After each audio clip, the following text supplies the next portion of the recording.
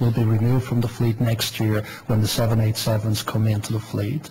They're the oldest aircraft that are operating, the Rolls-Royce 767s. There are 7 of them that are removed, I believe, during 2013-14, that financial year. But can I say, Senator, I think this comes back to why you need a successful, healthy Qantas, because we are spending this year, we've reported to the market $2.5 billion, next year $2.8 billion on new aircraft and new technology. We're spending more than any other major airline apart from the Middle Eastern carriers. We have to be able to fund that out of operating cash flows. And at the moment, this year, our operating cash flows were $1.7 billion. So we're actually borrowing $800 million to replace the fleet. No business keeps it going like that is sustainable. We do need to renew it. We are going through a renewal phase. We are replacing these aircraft and have significant orders over the next few years. But if Qantas cannot get its free operating cash flows up to that $2.5 billion so we don't have to borrow, it will go into a vicious circle of losing its investment grade credit rating, of not being able to fund the replacement of the aircraft, and that is unbelievably detrimental to the airline. So we know we have to do it for renewal. We are doing it at the fastest pace possible. Actually, at the moment, we're doing it through borrowings, which you shouldn't be doing, and it's not sustainable long term. But it shows you the importance of improving our profitability. Otherwise, we won't be able to replace those aircraft. So you mentioned depreciation. So would it be wrong to assume that you're operating domestically a fleet 3 times older than your competitors, fully depreciated, generating lots of cash, and then putting it into these startup ventures, which won't be called Qantas, and which the majority of your staff, whether it be a baggage handler or a pilot, will get no opportunity to work in and share in that venture. And they're funding these startup ventures, which Mr. Buchanan said were, if they have to pay Australian wages on the domestic sectors, will fall over. No, that's not true. What hope has your staff got of believing your plans? But that's not true, Senator. The vast majority of the capital that we're expending goes onto the Qantas brands. I think in the response to questions that were asked on notice, I think one of the senators believed we were only taking 1 737-800 this year. We said we were taking 9 737-800s this year, and 16 are coming in the next 2 years. Those aircraft, in actual financial terms, we're spending more on Qantas's domestic fleet than we are on Jetstar's fleet. We're spending more on Qantas's international fleet than we are on Jetstar fleet. In fact, over the last 4 years with the A380s, we've spent nearly $4.6 billion on the A380s alone. That's far more than we've ever spent on the Jetstar aircraft. So, this is a completely false belief that somehow that the Qantas brand is not getting the capital. The Qantas brand is getting the vast majority of the capital, and that's going both domestically and internationally. And that Jetstar, which has the biggest return on invested capital as a segment, is actually getting less capital. Now, that's the situation. There isn't not this position where Qantas Domestic is subsidising Jetstar. In fact, Jetstar is helping subsidise Qantas International as Qantas Domestic is. And all of those segments, all the profits they make, are going against the significant deficit that we have in that international business. I think the other thing that's worth pointing out is there's a lot of focus on the subsidiaries in Asia. Our total cash investment or equity investment in all of our Jetstar ventures in Asia is probably around $200 million.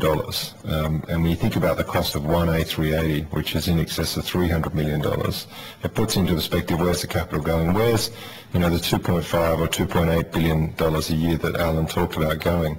It's not going into those investments in Asia. Those investments in Asia are creating real opportunities for shareholders in the future, but the primary investment for the largest bulk of capital goes into aircraft into our Australian domiciled businesses. To take Senator Heflin's point about the uncompetitive nature, I mean, Qantas has grown in Australia, employs 30,000 people in Australia. It's governed by Australian industrial relations laws. They have agreed over the years many agreements. Your comments could be viewed in Well, your comments basically are saying that those people are not competitive in the real marketplace. So you're suggesting that we tear up agreements, tear up the Fair Work Act, get rid of payroll tax. I mean, you live in Australia, you operate in Australia, your profits are generated in Australia, and you come here making statements about payroll tax, which most reputable employers in Australia pay, and the like. No, Senator, I think what we've said very clearly is that our business needs to adapt to the environment out there. We're not asking for a free kick. We're not asking for a free handout. What we're asking for is the ability to be able to manage our business and to change it and make sure it's flexible to be able to adapt with that environment. We're pointing out the advantages our competitors have, and I think Senator Heffron was pointing out the damage that's caused the manufacturing industry, the wool industry, a whole series of other industries because of the strong Australian dollar and because of what that means in terms of our competitiveness as a country. That's a reality. We all have to face up to that reality, and it means that Qantas needs to adapt. And the issue that we're focusing in on is the work practices that have been there for a long time, that new technology and changes mean we have to adapt to. We've mentioned the heavy maintenance as an example. You know, we have a review of our heavy maintenance facilities taking place. We have 3 heavy maintenance facilities in this country. That was set up, 20 years ago when aircraft technology was very different. Like your car was very different in terms of how you serviced aircraft. We have different ways of aircraft being serviced. They're new aircraft with new technology. We need to change to adapt to do that new technology. We mentioned our catering facility in Brisbane. The catering facility is a $75 million facility, state-of-the-art in terms of its food preparation and food disposal. It needs a lot less people. It's a lot more efficient. We need to adapt and change to that. So this is all about us having the flexibility to do it. And what we're saying about this Act is that this takes us backwards. This imposes conditions on us that none of our competitors actually have. It doesn't allow us to be flexible and adaptable to cope with those environments. And the consequences that is that there will be less jobs in Australia because we will not be able to employ the 35,000 people that we have. Because we will not be able to invest in the new technology, in the new aircraft, and our fleet replacement program will remain a hurdle. That's the reality, and that's what we're saying, Senator. And we're asking for the ability to change and be flexible. That's all we're asking for.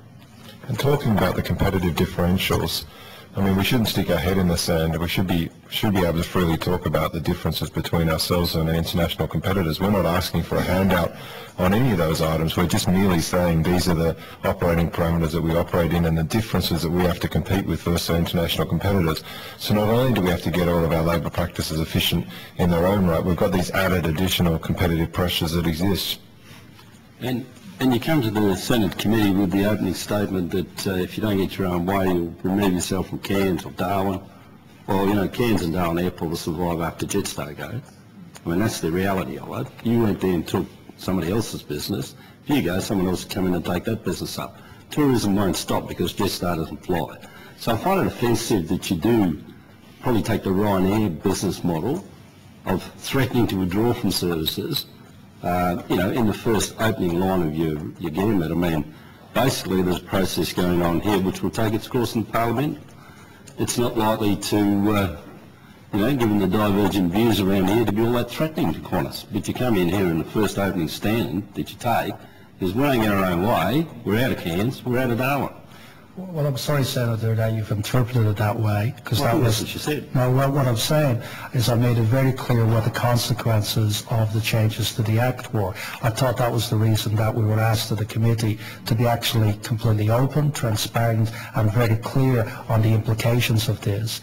I don't think I would have done anybody any favours, anybody in Cairns any favours, anybody in Darwin any favours, if that we were silent on the implications of this, let this debate go down that course, which it will, and let a change to the Act occur, and then come out and saying what we're doing as a consequence of it. We wanted to be clear and wanted to know what the implications. And, if somebody else can economically do those routes, Senator, I couldn't agree more with you. let them fill up their boots with them. But the fact is that we've had an open policy, as we said in the opening statements, for international carriers to fly in without any restrictions to these regional destinations, and they haven't. They can't make money out of it. There are only a certain number of airports, and you've locked up most of the leasing space on those airports. So they can have a tin shed at the end of the runway on the Darwin Airport, or they can be 5 miles down from the car park in Melbourne. But Senator, as you know, Cairns Airport has lost a lot of capacity, and if they had the ability, they absolutely have the ability to have as many international carriers operating in there as they can. Darwin we filled up Darwin because we put the aircraft in that were never there before. We have 4 aircraft based there, employ 160 people. Nobody based aircraft there before. Nobody employed those level of people before. So this didn't exist before Qantas. It won't exist after Qantas. And we're fooling ourselves to think somebody will come in and fill up the gap on it, because it won't happen. Because we know the economics of these routes. So Darwin and Cairns will lose as a consequence of this. That's not a threat. That's just a fact. We're not threatening anybody, but it's up to us to outline exactly what the facts are, so nobody has a misinterpretation of what will take place if this legislation is passed. That's why we're here. And so I'm not going to mollycoddle you or coat it. These are the realities of life. I know what you're going to say, Senator Heffernan, but I'm just thinking... So you're a P. Do you have many more questions, Senator Gallagher? You're not being rushed? Because if you have, we'll come straight back to you, but what we might suggest, we'll offer you, gentlemen, ladies, if you want to take a 5-minute comfort break. Okay, I can just see your eyes starting to cross there, Mr. Joyce. I'm drinking the wrong Senator, just reconfirm, we have a 12 o'clock cut-off to leave, so if we could keep to that. We'll keep to that. Thanks, Senator. So take a 5-minute break and start.